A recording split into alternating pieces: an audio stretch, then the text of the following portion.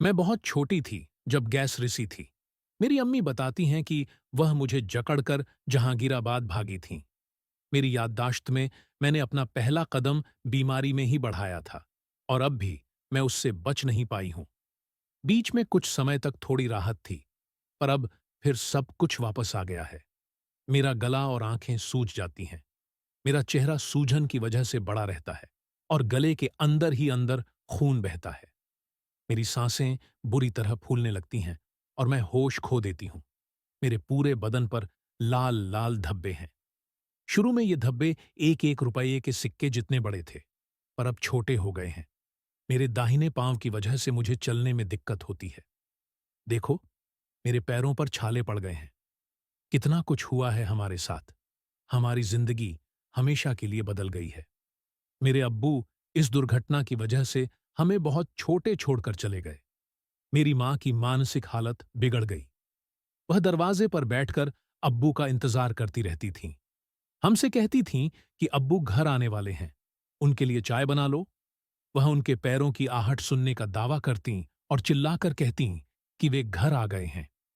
हम उनसे कहते कि अब्बू अब इस दुनिया में नहीं हैं, पर वे हमें डांट देतीं और कहतीं कि ऐसी बातें मत कहो। अगर हम फिर ऐसा कहते तो वे हमें मारने तक दौड़तीं। हम उनसे कहते कि जब हम बड़े हो जाएंगे तो उनकी देखभाल करेंगे। डॉक्टर हमें सलाह देते कि उन्हें खुश रखा करें, लेकिन उनकी हालत देखकर रोए बिना रह पाना मुश्किल होता था। यह सब कई महीनों तक चला। धीरे धीरे किसी तरह अम्मी ने अपने आप को संभाला। शायद इस एहसास ने उन्हें हिम्मत दी कि अब उन्हें ही कोई उपाय करना होगा ताकि हम सब जिंदा रह सकें। मेरे अब्बू की एक दुकान थी, जिसे किसी ने समझा बुझाकर सिर्फ 500 रुपये में बिकवा दिया।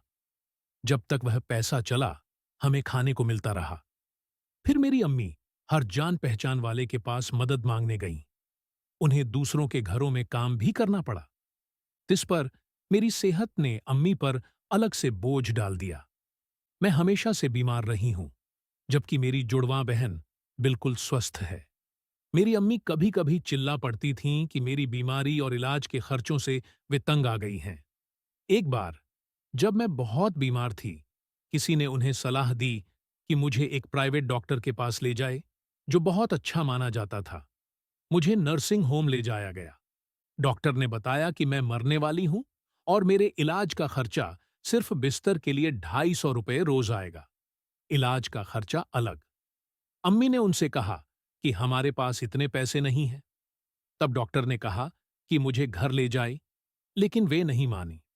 मैं वहीं पड़ी रहती जब तक कि दोपहर को वे मुझे देखने नहीं आ जाती। मुझे नहीं मालूम कि वे पैसे कहां से लाती थीं, लेकिन किसी तरह इलाज के लिए पैसे जुटा ही लेती थीं।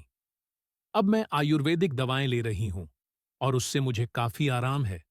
मेरे पैरों के छाले सूख रहे हैं, पसलियों का दर्द चला गया है, चेहरे की सूजन कम हो गई है, सिर दर्द, बदन दर्द और गले से खून बहना भी बंद हो गया है। अब पहली बार ऐसा लगने लगा है कि मैं ठीक हो सकती हूँ। मैं जानती हूँ कि अभी हमें बहुत दूर जाना है, लेकिन अब मैं बहुत खुश हूँ। अब मैं जीना चाहती हूँ। वह कभी तो आएगा। यह निबंध आपको कैसी लगी, जरूर बताएं। तब तक के लिए नमस्ते।